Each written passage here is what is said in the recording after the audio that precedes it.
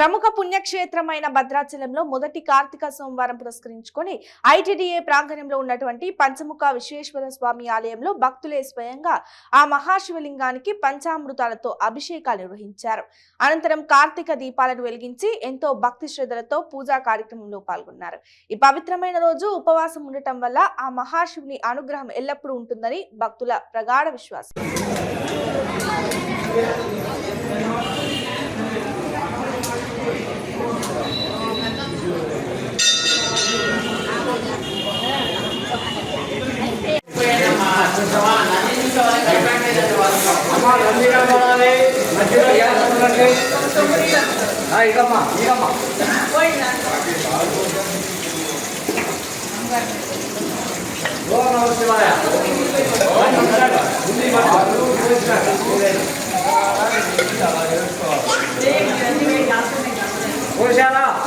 అయిపోయింది జరగండి.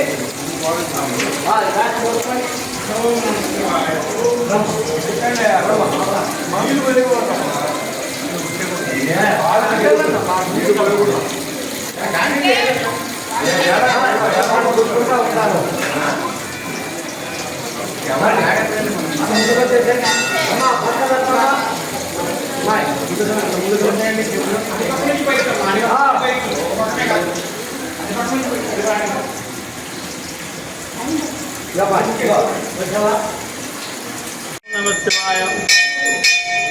ఐటీడీఏ ప్రాంతంలో గల ఐటీడీఏ రోడ్డు నందు గల పంచముఖ విశ్వేశ్వర స్వామి జయదుర్గాదేవి వారి ఆలయంలో అర్చకులు మేము.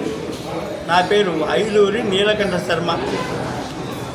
కార్తీక మాసం సందర్భంగా పంచముఖ విశ్వేశ్వర స్వామి జయదుర్గా ఆలయంలో ఈరోజు కార్తీక సోమవారం మొదటి వారం భక్తులందరూ కూడా నదీ స్నానం ఆచరించి ఈ శివాలయంలో ఈరోజు ఉదయం 5 గంటల నుండి స్వామివారికి చమకపూర్వకంగా రుద్రాభిషేకాలు, అష్టోత్తరనామ పూజలు, గోత్రనామ పూజలు చేసుకున్నారు భక్తులందరూ కూడా.